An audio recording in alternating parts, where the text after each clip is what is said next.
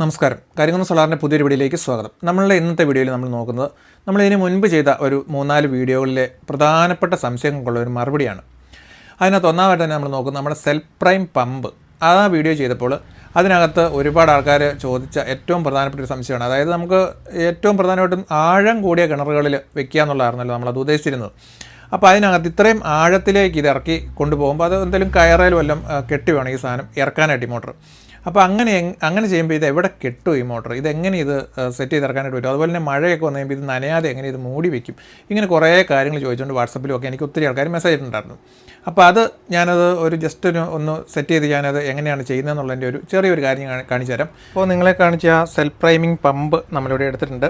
ഇത് നമ്മൾ നല്ല ആഴമുള്ള കിണറ്റിലേക്കാണെങ്കിൽ എങ്ങനെ അത് നമുക്ക് കയറിൽ കെട്ടി ഇറക്കി പ്രവർത്തിപ്പിക്കുക എന്നുള്ളതാണ് നമ്മളിപ്പോൾ നോക്കുന്നത്. അപ്പോൾ ഇതിനകത്ത് കയറ് കെട്ടാൻ വേണ്ടി ഒരു സംവിധാനം വേണം. അതിനാണ് ഞാനിത് ചെയ്തിരിക്കുന്നത്. ഇതിപ്പോൾ പല രീതിയിൽ കൂടെ ചെയ്യാം. ഞാനിപ്പോൾ ഇങ്ങനെ ഒരു രീതി ഞാൻ നിങ്ങളെ കാണിച്ചു തരുന്നതേ ഉള്ളൂ കേട്ടോ. 1-2 രീതി ഞാൻ കാണിച്ചു തരാം.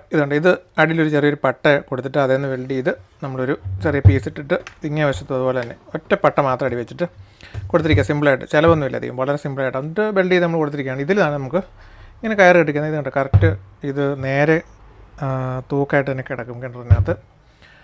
അപ്പോൾ ഇത് കണ്ടോ. പിന്നെ വേറൊരു കാര്യം ഞാൻ വിട്ടുപോയതാണ്. ഇവിടെ ഒരു ചെറിയൊരു ഇതുണ്ട് കേട്ടോ. ഇതിങ്ങനെ നമുക്ക് സ്കൂട്ടർ കൊണ്ട് തിറക്കാനായിട്ട് പറ്റും. ഇത് ചെറിയൊരു ഇതുണ്ടോ, ഇതിങ്ങനെ സ്കൂട്ടർ കൊണ്ട് തിറന്നിട്ട് ഇതിനുള്ളിൽ ഒരു തവണ സെൽഫ് പ്രൈമിംഗ് എന്ന് പറഞ്ഞാലും ഒറ്റ തവണ മാത്രമേ അത് വെള്ളം ഒഴിച്ചു കൊടുക്കണം കേട്ടോ. അപ്പോൾ പലരും ഈ പമ്പ് വാങ്ങിച്ചിട്ട് ഈ വെള്ളം ഇങ്ങനെ ഒഴിച്ചു കൊടുക്കാതെ പലരും ഇട്ട് ഇത് സെൽഫ് പ്രൈമിംഗ് ആണല്ലോ എന്നും പറഞ്ഞ് സ്റ്റാർട്ടാക്കിയിട്ട് വെള്ളം കയറാതെ വന്നെന്ന് എന്നോട് പലരും മെസ്സേജ് വിട്ടുകൊണ്ട് ഞാൻ പറഞ്ഞത് ഇതിനകത്ത് ഒറ്റ തവണ നമ്മൾ ആദ്യമേ ഒഴിച്ചു കൊടുക്കണം. പിന്നെ ഇത് ഒരിക്കലും ഒഴിക്കേണ്ട ആവശ്യമില്ല. പിന്നെ അത് സ്ഥിരമായിട്ട് ഇങ്ങനെ ഈ പമ്പ് കേടാകുന്നവരെ ഒറ്റ ഒഴിക്കലിന് അതേ തന്നെ വെള്ളം കയറിക്കൊണ്ടിരുന്നുള്ളൂ കേട്ടോ.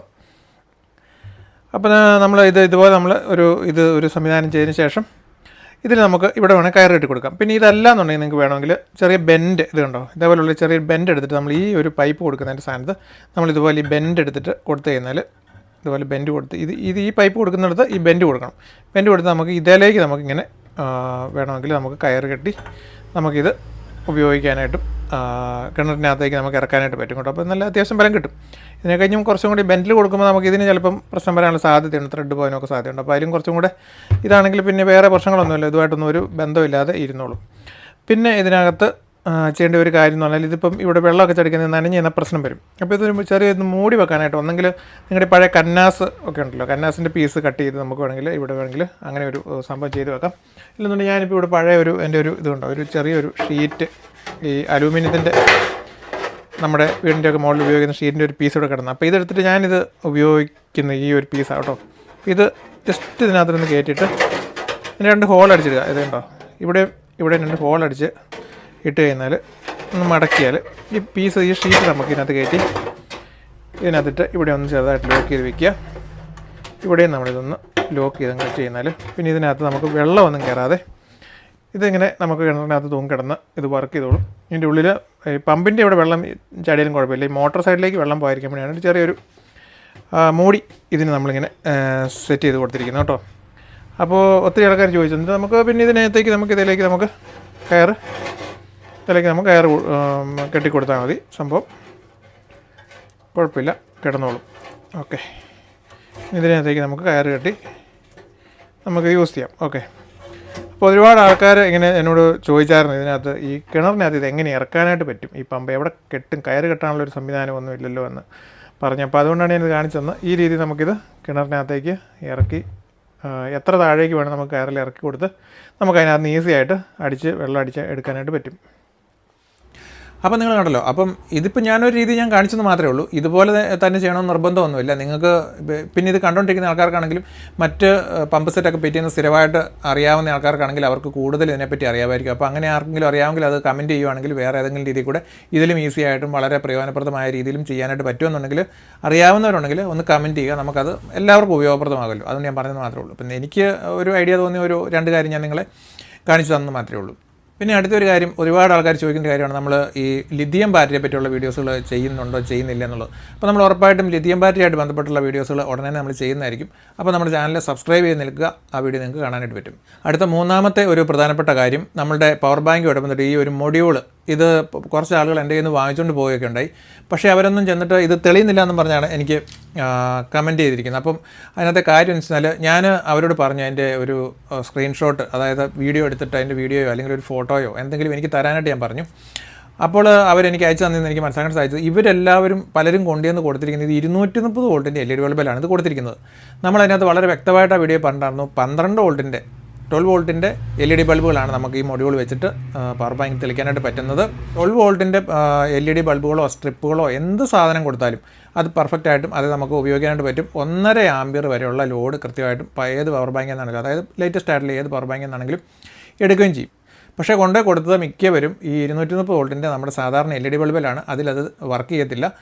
അപ്പോൾ അത് മാറ്റി കൊടുക്കുക ആരെങ്കിലും കൊടുത്തിട്ടുണ്ടെങ്കിൽ അപ്പോൾ അത് ഓക്കെ ആയിക്കോളും കേട്ടോ. പിന്നെ ഞാൻ ഇവിടുന്ന് കൊടുത്ത എല്ലാം ഉറപ്പായിട്ടും നിങ്ങൾക്ക് അത് വർക്കിംഗ് ആക്കി. അതുപോലെ തന്നെ അതിനകത്ത് നിങ്ങളത് കൊടുക്കുന്നത്, അതിലേക്ക് ഇൻപുട്ട് കൊടുക്കുന്നത് നിങ്ങൾ ഫാസ്റ്റ് ചാർജിങ് സപ്പോർട്ട് ചെയ്യുന്ന കോഡ് വയർ ആയിരിക്കണം. അല്ലെങ്കിൽ വെറുതെ ഈ 2 കോർ വയറൊക്കെ ഇട്ട് കൊടുത്തു കഴിഞ്ഞാൽ അത് വർക്ക് ചെയ്യത്തില്ല. അപ്പോൾ ആരുടേതെങ്കിലും തെളിയാത്തതുണ്ടെന്ന് വരികില്ല. നമ്മുടെ ഇവിടുന്ന് വാങ്ങിച്ച എല്ലാം നമ്മളത് വാറണ്ടി ഒന്നും ഇല്ലെങ്കിലും നമ്മളത് വർക്കിംഗ് ആക്കി തരും ഉറപ്പായിട്ടും. അപ്പോൾ പറഞ്ഞാൽ മതി, മെസ്സേജ് ഇട്ടാൽ മതി, അല്ലെങ്കിൽ എനിക്ക് വാട്സാപ്പിനെ തന്നെ കോൺടാക്ട് ചെയ്താൽ അത് ഉറപ്പായിട്ടും വർക്കാക്കി തരും കേട്ടോ. പിന്നെ ഈ പവർ ബാങ്ക് വെച്ച് ഒരു ചേട്ടൻ ഒരു കാര്യം എന്നോട് പറഞ്ഞു, അത് വളരെ ഉപയോഗപ്രദമായ ഒരു കാര്യമായതുകൊണ്ട് വളരെ പ്രധാനപ്പെട്ട ഒരു കാര്യമാണെന്ന് എനിക്ക് തോന്നിയുകൊണ്ട് ഞാനത് നിങ്ങളോട് പറയാം. അദ്ദേഹം ഇതെന്നോട് വാങ്ങിച്ചുകൊണ്ട് പോയത് എന്തിനാണെന്ന് വെച്ച് കഴിഞ്ഞാൽ അദ്ദേഹത്തിൻ്റെ അമ്മയുടെ കല്ലറയുണ്ട്. അപ്പോൾ ആ കല്ലറയിൽ ഇത് ബൾബുകൾ തെളിക്കാനായിട്ട്, അതായത് അവർക്ക് അമ്മയുടെ അവിടെ എപ്പോഴും പ്രാർത്ഥനയ്ക്കും അങ്ങനെ കാര്യത്തിനൊക്കെ കൂട്ടായ്മയായിട്ട് ഇവരെല്ലാവരും കൂടുമ്പോൾ നമ്മൾ പൂക്കളുമൊക്കെ വെച്ച് അങ്ങനെ ഒരു പ്രാർത്ഥന നടത്തുമല്ലോ. അപ്പോൾ അതിൻ്റെ കൂടുതൽ ഈ പവർ ബാങ്ക് വെച്ചിട്ട് അതിൽ ബൾബ് മാലകളൊക്കെ വെച്ച് അലങ്കരിച്ച് അത് തെളിക്കാനായിട്ടാണ് അദ്ദേഹം അത് എന്നോട് വാങ്ങിച്ചുകൊണ്ട് പോയെന്നുകൊണ്ട് പറഞ്ഞു. അപ്പം അത് എനിക്ക് വളരെ ഒരു നല്ല കാര്യമായിട്ട് എനിക്ക് തോന്നിയുകൊണ്ടാണ് ഞാൻ ഇതിനകത്ത് പറഞ്ഞത്. അദ്ദേഹത്തിൻ്റെ പേരും കാര്യങ്ങളും ഡീറ്റെയിൽസ് ഒന്നും ഞാൻ പറഞ്ഞില്ല, കാരണം അദ്ദേഹത്തിനോട് ചോദിക്കാതെ പേര് പറഞ്ഞ് ശരിയല്ലോ. അപ്പം അങ്ങനെ ഒരു ഉപയോഗവും ഇതിനുണ്ടെന്നുള്ളത് എനിക്ക് അന്നേരമാണ് എനിക്ക് ശരിക്കും മനസ്സിലാക്കാനായിട്ട് പറ്റിയത്, പുള്ളിക്കാരനോട് പറഞ്ഞപ്പോഴാണ്. അപ്പോൾ അദ്ദേഹത്തിൻ്റെ ആ ഒരു ആവശ്യം മറ്റുള്ളവർക്കും ചിലപ്പോൾ ഉപയോഗപ്രദമാകുന്നതായിരിക്കും, അല്ലെങ്കിൽ നല്ലൊരു കാര്യമെന്ന് എനിക്ക് തോന്നിയുകൊണ്ട് ഞാൻ നിങ്ങളുടെ മുമ്പിൽ ഒന്ന് പറഞ്ഞെന്ന് മാത്രമേ ഉള്ളൂ. അടുത്തൊരു സംശയം എന്ന് പറഞ്ഞാൽ ഒത്തിരി ആൾക്കാർ ചോദിക്കുന്നത്, നമ്മുടെ സോളാർ ഇൻവെർട്ടറുകൾ വാങ്ങിച്ചാൽ അതിനകത്ത് MPPT ചാർജ് കൺട്രോളർ ഉണ്ടോ ഇല്ലയോ എന്ന് പലരും ചോദിക്കാറുണ്ട്. അപ്പോൾ അതിനകത്ത് പറയാനുള്ളൊരു കാര്യം, നമ്മൾ സോളാർ ഇൻവെർട്ടർ എന്ന് പറഞ്ഞാൽ ചെറിയ യൂണിറ്റുകൾ മേടിക്കുന്നതിനകത്തൊന്നും MPPT ഇല്ല. അതിനകത്തൊക്കെ മിക്കവാറും PWM ചാർജ് കൺട്രോളർ ആയിരിക്കും. വലിയ യൂണിറ്റുകളുണ്ട്, വളരെ വലിയ, അതായത് ഇപ്പോൾ 3 കിലോവാട്ട് അങ്ങനെയൊക്കെ വരുന്നത്, അതിനകത്ത് ഇൻബിൽറ്റ് ആയിട്ട് MPPT കൂടെ ഉള്ള യൂണിറ്റുകൾ സാറിന് കാണാറുണ്ട്. പക്ഷേ കൊച്ചു ഇൻവെർട്ടർ ചെറുത് വരുന്ന നമ്മുടെ ഹോം ഇൻവെർട്ടർ എന്നൊക്കെ പറഞ്ഞ് വരുന്നത് സോളാർ ടൈപ്പാന്നൊക്കെ പറഞ്ഞ് എഴുതിയിട്ടുണ്ടെങ്കിലും അതിനകത്തൊന്നും സാറിന് ഇതിൽ MPPT ഉണ്ടാവാറില്ല. അപ്പോൾ അടുത്തൊരു സംശയം, ഈ കഴിഞ്ഞ വീഡിയോയുടെ ഒരു സംശയമാണ്. അതിനകത്ത് നമ്മൾ മഴയിൽ നിന്നും വൈദ്യുതി ഉൽപ്പാദിപ്പിക്കാമെന്ന് പറഞ്ഞ് ചെയ്ത ആ വീഡിയോയ്ക്കകത്ത് ആൾട്ടർനേറ്റർ നമ്മൾ ഉപയോഗിച്ചുകൊണ്ട് നമ്മൾ വൈദ്യുതി ഉൽപ്പാദിപ്പിക്കുമ്പോൾ അതിനകത്തൊരു വ്യക്തി പറഞ്ഞിരിക്കുകയാണ് അതിനകത്തൊരു LED ബൾബ് പോലും ഇതൊന്ന് തെളിക്കാനായിട്ട് പറ്റത്തില്ല എന്ന്. അങ്ങനെയൊന്നുമല്ല, അതിനെപ്പറ്റി ഞാൻ കുറച്ച് അത്യാവശ്യം പഠനം നടത്തിയതിന് ശേഷം തന്നെയാണ് ഞാൻ ആ വീഡിയോ ചെയ്തത്. അത്യാവശ്യം കാര്യങ്ങളൊക്കെ അതിൽ വർക്ക് ചെയ്യും എന്നുള്ള ഒരു ഐഡിയ ആയതിനു ശേഷം തന്നെയാണ് ഞാൻ ആ വീഡിയോ ചെയ്തിരിക്കുന്നത്. പിന്നെ അതുപോലെ തന്നെ അതിനകത്ത് കുറേ സംശയങ്ങൾ ഒരു ചേട്ടനോട് ചോദിച്ചപ്പോൾ ഞാൻ അതിന് മറുപടി ആയിട്ടുള്ള ഒന്നും കൊടുത്തില്ല, കാരണം അത് കുറച്ച് വിശദീകരിച്ച് കൊടുക്കേണ്ടതായിട്ടുള്ള കാര്യങ്ങളൊക്കെ ആയതുകൊണ്ട് മറുപടി കൊടുത്തില്ല. അപ്പം പുള്ളിക്കാരൻ എന്നു ചോദിച്ചാൽ പുള്ളിക്കാരൻ പോയിട്ട് AIയോട് ചോദിച്ചു, അതായത് ജെമിനിയോട് ചോദിച്ചപ്പോൾ ജെമിനി പറഞ്ഞത് ഇതൊരിക്കലും നമുക്ക് മുകളിൽ നിന്ന് ഇങ്ങനെ വെള്ളം ചാടിച്ചുകൊണ്ട് മഴയിൽ നിന്ന് വൈദ്യുതി ഉൽപ്പാദിക്കാനായിട്ട് സാധിക്കില്ല എന്ന് ജെമിനി പറഞ്ഞു എന്നാണ് പുള്ളിക്കാരൻ പറഞ്ഞത്. അപ്പോൾ എനിക്ക് അദ്ദേഹത്തിനോട് പറയാനുള്ളത്, അല്ലെങ്കിൽ ആ രീതിയിൽ നിങ്ങൾ ഈ AIയുടെ ഒക്കെ അടുത്ത് ചോദിക്കുന്ന ആൾക്കാർ പറയാനുള്ളൊരു കാര്യം, ഈ AIയുടെ വർക്കിംഗ് എന്താണെന്നുള്ള കാര്യം നിങ്ങൾ ആദ്യമായിട്ട് തന്നെ ഒന്ന് മനസ്സിലാക്കിയിരിക്കണം.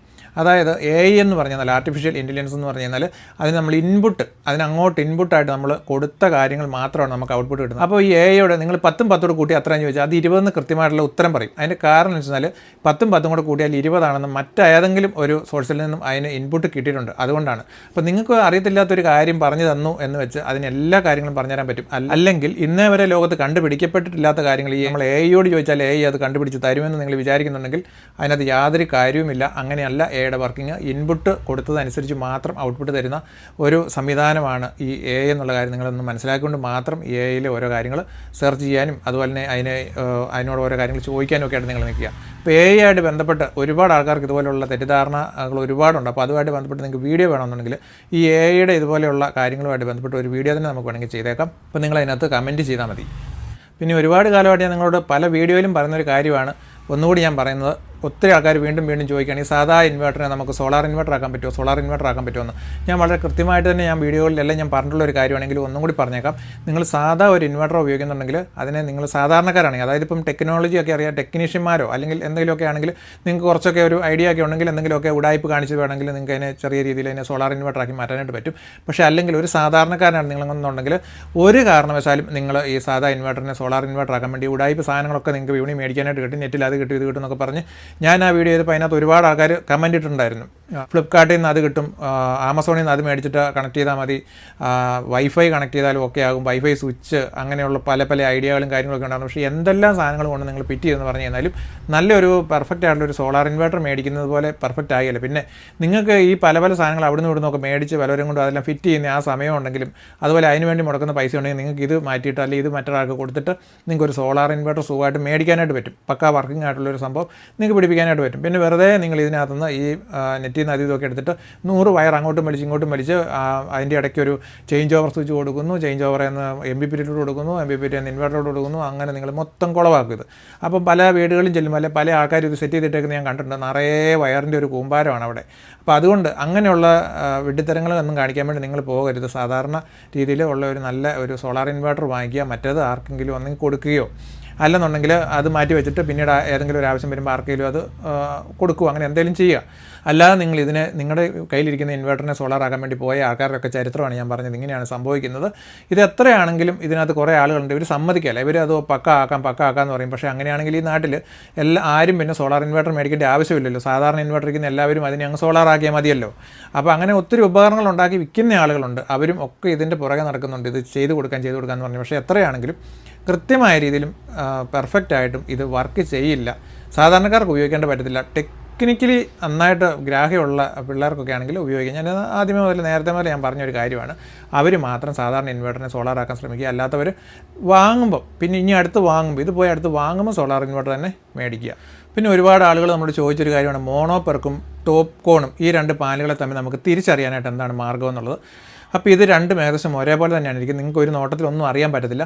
പ്രധാനമായിട്ടും നമുക്കിത് മനസ്സിലാക്കാവുന്നത് അതിൻ്റെ സ്റ്റിക്കർ അടിച്ചിരിക്കുന്നതിനകത്ത് അതിനകത്ത് എഴുതിയിട്ടുണ്ടാവും ടോപ്പ് കോണെന്ന്, അല്ലെങ്കിൽ കമ്പനി മെൻഷൻ ചെയ്തിട്ടുണ്ടാവും ഇത് ടോപ്പ് കോണാണോ അല്ലെങ്കിൽ മോണോപെർക്കാണോ എന്നുള്ള കാര്യം. അപ്പം ഈ ചെറിയ കമ്പനികളെ ഒന്നാണ് നമുക്ക് വിശ്വസിക്കാൻ പറ്റത്തില്ല. പക്ഷേ നല്ല ടോപ്പിൽ നിൽക്കുന്ന നല്ല കമ്പനികളാണെങ്കിൽ അവർ ആ സ്റ്റിക്കറിൽ കൃത്യമായിട്ടും ടോപ്പ് കോൺ അടിച്ചിട്ടുണ്ടെങ്കിൽ ടോപ്പ് കോൺ തന്നെ ആയിരിക്കും. അതിനകത്തൊരു മാറ്റം ഒരിക്കലും വരില്ല. അത്രയും വലിയ ട്രസ്റ്റഡ് ആയിട്ടുള്ള കമ്പനികൾ ഒരിക്കലും അതിനകത്തൊരു തിരിമറി സാറിന് ഇതിൽ കാണിക്കാറില്ല.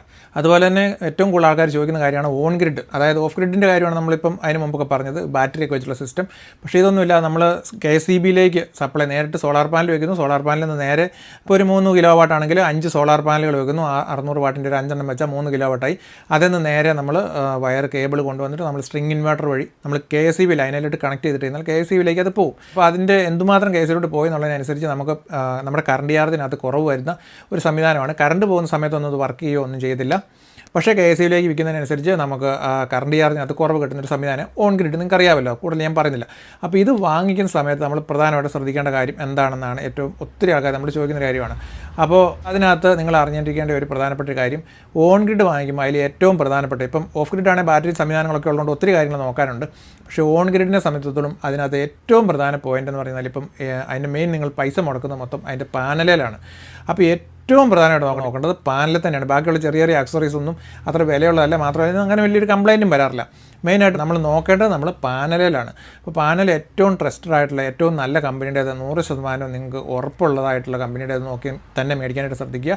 അതാണ് ഏറ്റവും പ്രധാനം. അപ്പോൾ നമ്മൾ കമ്പനികളുടെ പേരും കാര്യങ്ങളൊന്നും അങ്ങനെ ഇതിനകത്തൂടെ പറയാറില്ല. പക്ഷേ നിങ്ങൾക്കറിയാം, നിങ്ങൾക്ക് സെർച്ച് ചെയ്താൽ നിങ്ങൾക്ക് അറിയാനായിട്ട് പറ്റും ടോപ്പായിട്ട് നിൽക്കുന്ന ഏറ്റവും നല്ല കമ്പനിയുടെ തന്നെ പാനലാണ്, ഏറ്റവും നല്ല ഹൈ ക്വാളിറ്റിയിലുള്ളതും ഏറ്റവും നല്ല ടെക്നോളജിയിലുള്ള പാനലാണെന്ന് ഉറപ്പ് വരുത്തിക്കൊണ്ട് അത് മേടിക്കുക എന്നുള്ളതാണ്. അതിനകത്ത് ഓൺ ഗ്രിഡ് വാങ്ങിക്കുമ്പോൾ നിങ്ങൾ ഏറ്റവും പ്രധാനമായിട്ട് ശ്രദ്ധിക്കേണ്ടത്. ബാക്കി എവിടെ നിങ്ങൾക്ക് പണി കിട്ടിയാലും ഈ പാനലെ പണി കിട്ടരുത്. അതുകൊണ്ടാണ് ഞാൻ ഏറ്റവും പ്രധാനപ്പെട്ട കാര്യമായിട്ട് ഞാനത് നിങ്ങൾക്ക് പറഞ്ഞു തന്നത്.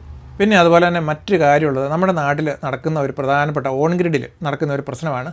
ഓൺ ഗ്രിഡ് നമ്മൾ വെക്കാനായിട്ട് നമ്മുടെ വീട്ടിൽ അവർ വന്നു കഴിയുമ്പോൾ, അതായത് ഈ ഏജൻസിക്കാർ വന്നു കഴിയുമ്പോൾ അവർ നമ്മളോട് കാറ്റഗറി അല്ലെങ്കിൽ ഏതെങ്കിലും ഒരു അല്ലെങ്കിൽ ബി ഒരു പേര്, ഞാനിപ്പോൾ കമ്പനികളുടെ പേര് പറഞ്ഞില്ല, അതുകൊണ്ടാണ് ഞാൻ അല്ലെങ്കിൽ ബി എന്ന് പറഞ്ഞത്, ഇന്ന കമ്പനിയുടെ പാനലുകളാണ് നമ്മൾ വെക്കുന്നതെന്ന് പറഞ്ഞ് കൊട്ടേഷനൊക്കെ കൊടുത്ത് അതിൻ്റെ എല്ലാ കാര്യങ്ങളും അവരങ്ങനെ കൊടുക്കും.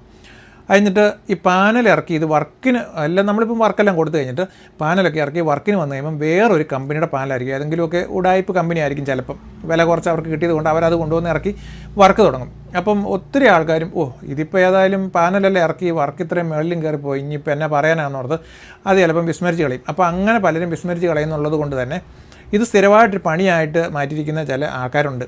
അപ്പോൾ എനിക്കൊരു വളരെ വലിയ ഫേമസ് ആയിട്ടുള്ള കേരളത്തിൽ തന്നെ ഒരു പ്രധാനപ്പെട്ട ഒരു കമ്പനീനെ പറ്റി എനിക്ക് ഒരുപാട് പേര് എനിക്ക് ഇങ്ങനെ ഒരു പണി അവർ തന്നു എന്നും പറഞ്ഞ് എനിക്ക് മെസ്സേജ് ഇടുകയും ഒക്കെ ചെയ്തിട്ടുണ്ട്. അപ്പോൾ എന്നോട് പറയുകയും ചെയ്തിട്ടുണ്ട് പലരും. പക്ഷേ ഞാനിപ്പോൾ ആ കമ്പനിയുടെ പേരോ കാര്യങ്ങളൊന്നും പറഞ്ഞില്ല. പക്ഷേ ഇങ്ങനെ പലരും ചെയ്യുന്നുണ്ട്. ഇത് ഒരാളല്ല, വേറെയും പല ആൾക്കാരും ഇതേപോലെ ചെയ്യുന്നതായിട്ട് നമ്മൾ കാണുന്നുണ്ട്. അപ്പം നിങ്ങൾ ചെയ്യേണ്ട ഒരു കാര്യം, നിങ്ങൾ എന്തെങ്കിലും ഒരു കമ്പനിയുടെ പേര് പറഞ്ഞ് ആ ഇന്ന കമ്പനിയുടെ ആണ് നിങ്ങൾ പറഞ്ഞു കഴിഞ്ഞാൽ നിങ്ങൾ മുകളിൽ കയറ്റി വെച്ചാലും എന്നെല്ലാം കാണിച്ചാലും പറഞ്ഞ കമ്പനിയുടെ അല്ലാത്ത സാധനങ്ങൾ നിങ്ങൾ മേടിക്കേണ്ട കാര്യം നിങ്ങൾക്കില്ല.